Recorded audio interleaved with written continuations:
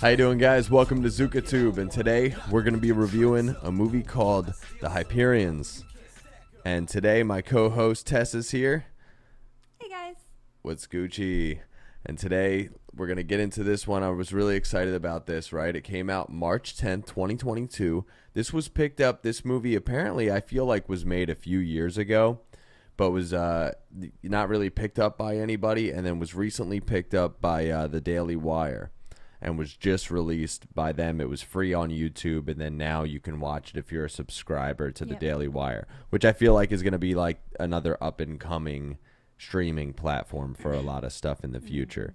And so it's really cool to see this. This is like kind of a superhero family story. It kind of touches base with a lot of different things like wealth and fame and power, and it's like a mix between like a Wes Anderson flick and like an old school Disney show where they kind of paint animation over top of the footage and stuff like that, right? What did you think of that feel? That was pretty cool. I did like that. That stuff was awesome, especially like when you'll see some of it in the trailer. I'm gonna play the trailer. There's not really much for a listed like summary for it when you search it. Like there's a decent little story there, but like I want to kind of play through it and say my own general summary for it, because I felt like I took a lot more notes on this than I've taken for like the past few things, right? Because I was pausing it quite a few times and taking some notes on some stuff. No, I've seen you take some long lists of notes. Oh, come on. Like, not that bad. But either way, Okay. I'm going to play the trailer for this. We're going to talk a bit about it, play a couple clips.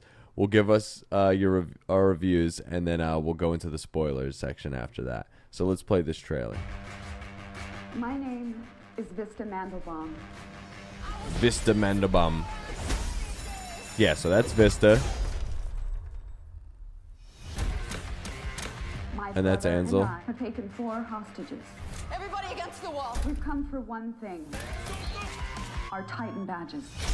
Titan badges. Real. Yes, ma'am, this is real. Can I sign this? Well, I want that too. It's the police. They want to talk to whoever's in charge. This Titan badge can grant an individual superhuman power. Superhuman power. For someone else to take on the responsibility. Yeah, and it's all like super retro kind of shit. Look, and they got Robbie. Tanner Buchanan from Cobra Kai. I'd recommend next time using your power. Yeah, I mean, yeah, if you think so. I didn't recognize him. Calling all Hyperions. You didn't recognize him? What? I recognized him right away. I was so psyched. But there you can see that kind of animation of that like weird twinkle on there. That was cool.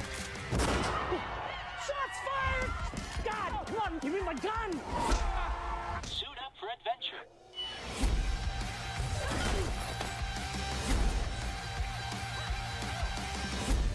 She's trying to destroy me. Trying to destroy me. Next question. How's the family? The family is, gosh, what is it? Marvelous. That's pretty funny. Yeah, so it's like a weird kind of almost dry humor and stuff like that. A lot of dry humor, I feel like, in there. And then there's some kind of quirky like stuff that happens as far as like you see in that trailer. There's like an eagle that like wears like an astronaut helmet. That's like kind of a robot, right? It's like one of those like fake phones that like those banana phones that you get just in the shape of a friggin' eagle. Yeah, with a or a hawk astronaut helmet. It's a hawk. It's a thing. hawk. A hawk.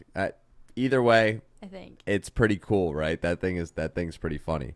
Yeah. But like this story, generally, I feel like is about like apparently like claiming what matters most, you know, and that this you have to kind of see what the whole thing's about, because like I said, it's kind of a family story more than like a superhero movie.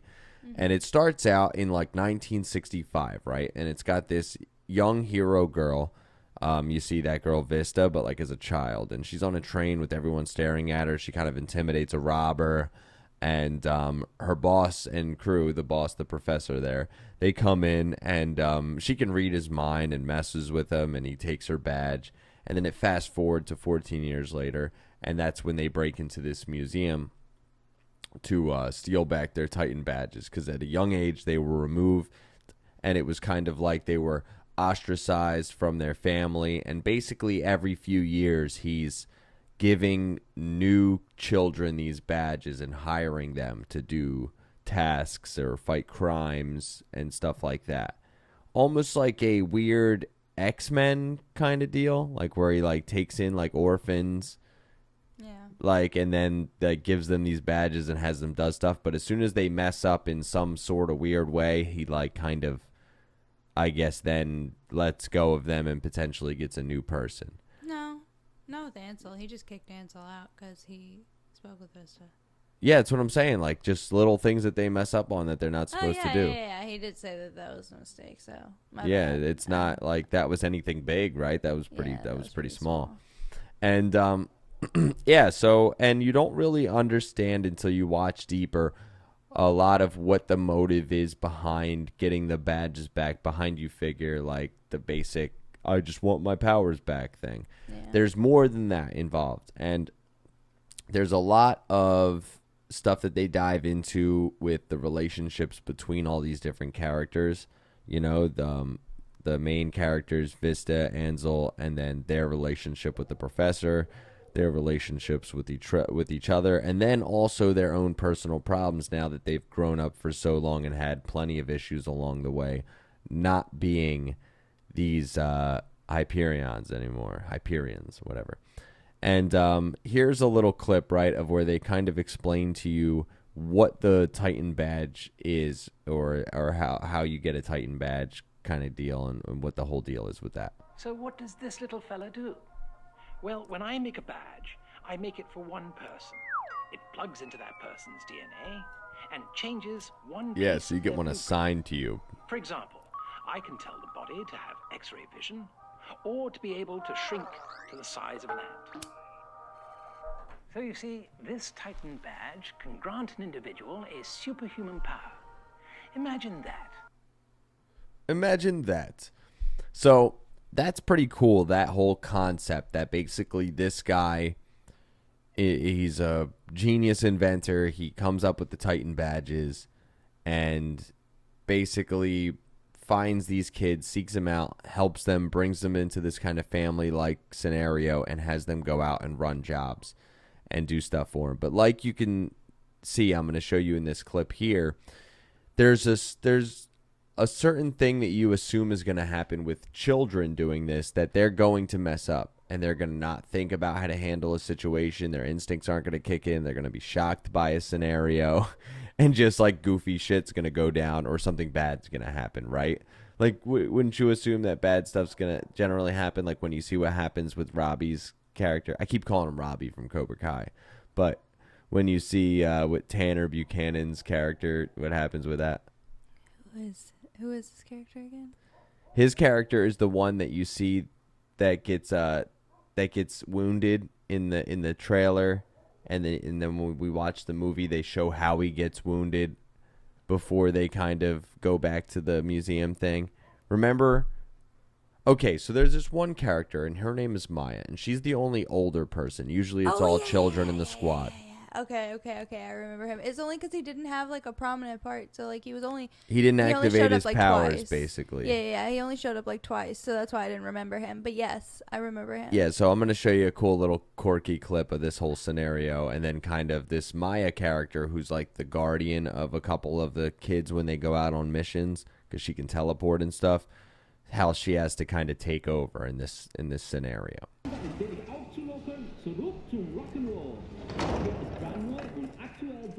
And you see a lot of this dry humor too, where there's like this kind of quiet, like random flashes of everybody awkwardly looking at each other, and then just bam, my boy Robbie gets shot. Damn, he did strike first.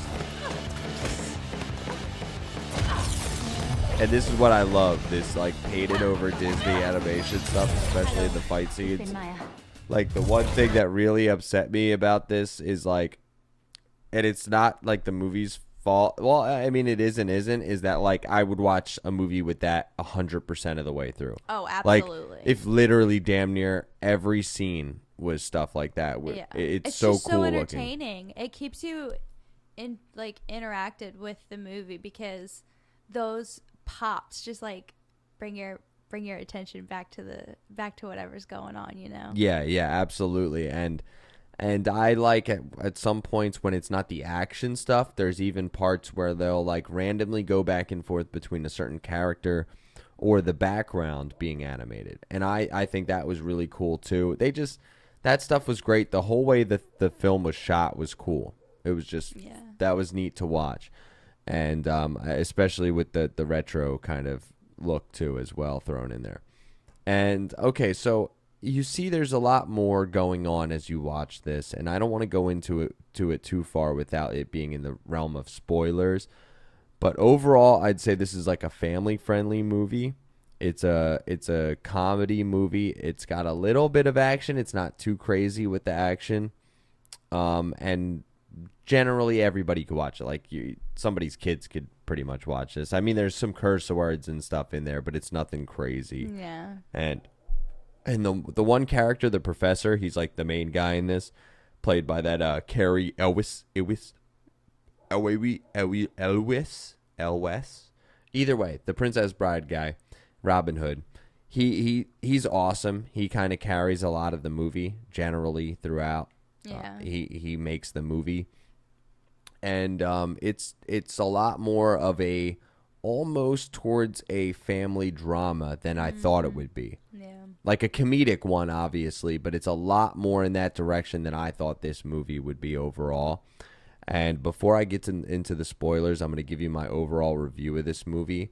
I mean, I can go on forever on like a deep cut breakdown. Oh, yeah. But overall for this movie, I'd give it a 7.5 out of 10. I thought it was good. And like it's really wholesome, and I think that's the main part. Like, for some odd reason, when I've been watching stuff lately, and if it has like a good like wholesome family element thrown in there, and it's not like super overkill to me, I like it. And I like that this was like a family comedy movie in a superhero film that wasn't like drilled down your throat, superhero. That was kind of nice. And, like, I've been kind of putting off watching a lot of Marvel and DC, and I think that's why.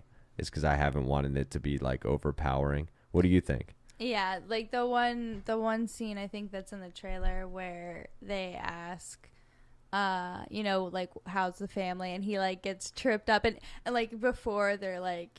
Yeah, and they got to throw in, like, a line, like... No, like the lady interviewing him is the one that goes, marvelous, and he's like, oh yeah, marvelous. It's like so relatable with the family structures, like with certain family structures. It's really relatable. So I love how they throw things in like that, like just the whole being centered around the family aspect is it's interesting.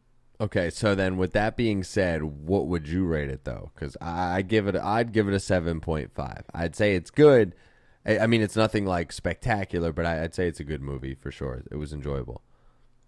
You're usually close. What did you rate it? 7.5.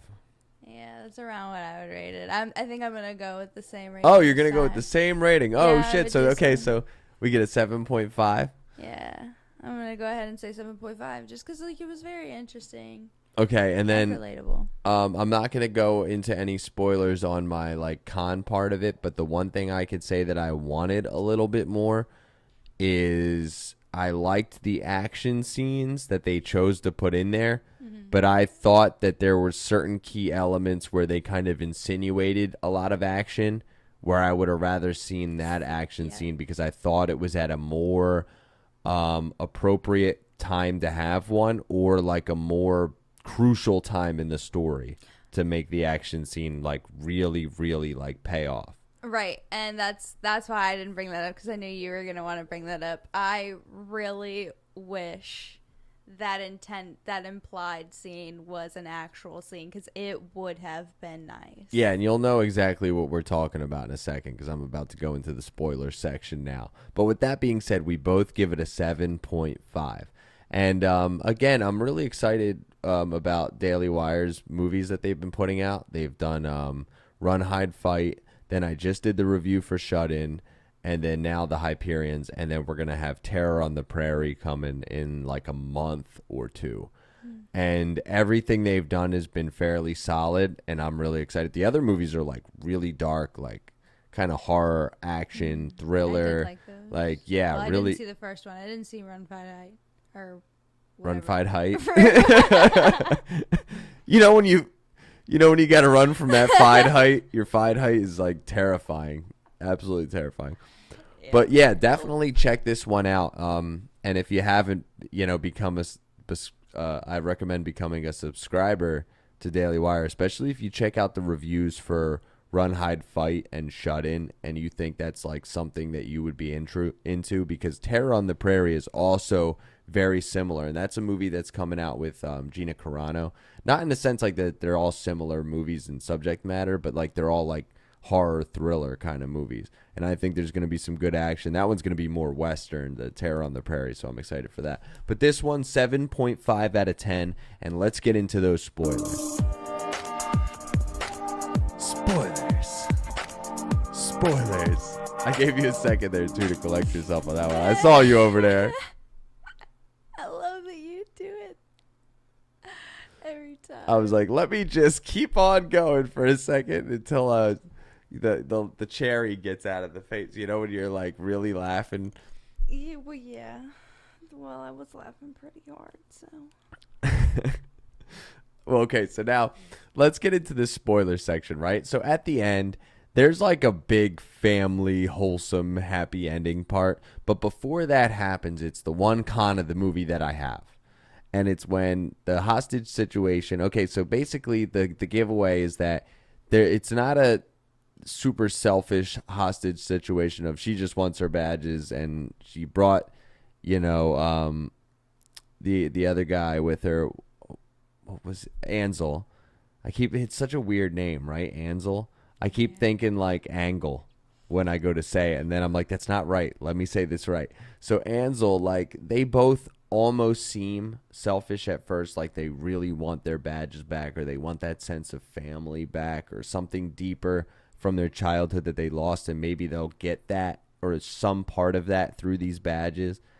But there's more to it, and you find out that she has a child. I mean, she had a family life before this whole situation went down. I mean, things went haywire. There's people that they're kind of working for, well, not really working for as much, that kind of shit just goes haywire. And Professor and them, they don't have a good relationship anymore, and it gets to the point where they kind of are about to join forces again, and the Professor and them are going to kind of be reunited, and things are going to kind of turn and go the opposite direction at the end of the movie, and there's about to be a big fight. And I'm going to play this clip here where this is about to go down, and then I'm going to talk about why I'm upset that certain things didn't happen after that. And I'm sure you're going to be excited about that too. I'm playing the clip where now this is like where the other people involved come out with their guns, and basically everybody's screwed, and then you find out that Vista gets her Titan badge, and then boom, Ansel gets his Titan badge, and shit's about to go down. And then right before that happens, boom, that cool Disney animation stuff. Wait. And then Maya's here like, what? Looking around like, what is happening? I think I get it. Yeah, so, okay, so what did you think about this kind of ending where shit kind of hit the fan and the hostage situation kind of went haywire? The Professor was there, and they get their Titan badges back, and then we don't really get to see, like, the fight that's about to happen. I like the moment that they like get the badges, where he's just like where he throws it to them. Yeah, because like it's about to go down. Like it's hell about yeah. to hit the fan, especially with everybody like looking at each other like, oh crap, and then like it cuts, and then you see the aftermath. The one part with the missile is my favorite part. That's why I wish we could have seen it, because that would have been. Yeah, I Chef's just like kiss. It was so good. It was so good. Yeah, and I'm so upset of the wasted opportunity that we would have had to see like maybe what all of their powers would have looked like when they were doing a fight scene, you know? And I know they didn't want to stress that, and maybe that's why they avoided that part, because maybe people would overlook like the deeper story stuff involved. But like, man, I would have loved that part. But then after that, they have this kind of wholesome moment where shit did hit the fan, though, and the professor did get harmed, and some other people, you know, got harmed, and I'm not going to give too much away. But they're all kind of like making amends, and, you know, this kind of thing happens where something that she wasn't permitted to do, which kind of made her get ostracized from the family and separated, like she got to do, or got consent to do, from the professor, and then they kind of, you know, translated their feelings in a different way to each other, or communicated in a different way to each other, right? And I'm not going to get too much into all that kind of stuff because it's all that deep, like super, like, you know, you kind of love and hate your family in certain ways. As you're growing up, you make decisions that you think in the moment are the right ones, or you think people are against you or with you, and you don't really understand things until you grow up and things kind of go full circle in your life, maybe with someone else, or even with the same person again, or whatever. And it's very interesting and fun to watch it in this kind of scenario, especially with this style of film. But yeah, there were a couple things that I think were missing at the end there. But what did you think of that kind of that end piece after, when they went into all that?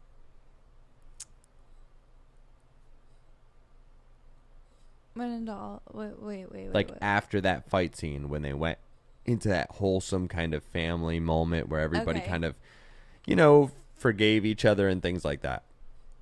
So the whole way through, I've loved like Ansel's part and everything. Yeah, and I really loved the stuff of him as a little kid, where they showed like the pictures of him like being real strong, but like he's still like a skinny little dude. Yeah. But like the main focus was obviously on Vista and Mandelbaum, and like that ending, like I said when we first watched it, I wish that there was more said, because I got confused like when it started, because I didn't understand what was going on. And then of course at the end when they said what they said, I was like, oh, you know, obviously that's a thing. All in all, I think it was definitely a wholesome moment. I think it probably could have been more wholesome had they added those few extra things. But I think, honestly, it's probably one of the most wholesome things I've seen in a while. Yeah, it was very, very wholesome. And the way they communicated not only that part at the end with the alternative version of their communication, and the way they kind of went full circle with certain moments in their life, from everything from love to hate, or hate to love, or whatever. They also did it with the imagery in the flashbacks, where as they gave you certain pieces of the flashback in the beginning to kind of indicate why the family was separated, they also didn't give you key parts of the same flashbacks from the same time that also shown elements where it also was a moment that they needed to bring themselves back together, or that brought them back together at the time. You know, and there's a particular train scene where you see that in the beginning, where he gets mad and he takes the badge and stuff like that, and they show that that's one of the things that led up to basically them separating from each other and him taking her badge away, like on a permanent level. But that was one of the things that led up to it. Okay. But they didn't show you that wasn't the key thing, and that was one of the actual times that not he wanted to shun her, but he found out that he actually cared a lot more about her. The professor, he didn't take her badge. That time he did. He did that time. Yeah, he. Oh yeah. Okay, I remember. He took her badge and then she gave it to him later on in the like. But that part was a very touchy part too for both of them. Yeah, because at the end they show the end part of that after, like, he rode the train with her, and then like she falls asleep, you know, they go all the way to the end where the train doesn't even go anymore, and he's just looking at her and he's realizing like how much he really does then, care like, about her, and he carries her out at the end. Yeah, and he gave her a gift. And he right before he like picks her up, he kind of like nudges her. Yeah, that was adorable. So in that kind of sense, that stuff was great. They did that stuff very well. But yeah, the action stuff and the art direction that I kind of fell in love with when I watched the trailer, that's the part that fell a little bit short. I wanted to see a lot more of the animation and the crazy wild like stuff involved that they would put in the action scenes. I wanted to see a lot more of that thrown in there. But with that being said, still a 7.5 out of 10, and we both have the same general consensus on that one, so I'm glad. And yeah, definitely check out the Hyperions on Daily Wire, and I'm excited to see what their next movie is because I'll be reviewing that one as well. So with that being said, I'm going to say Zookatube out, and all right. Feel like they tracking me.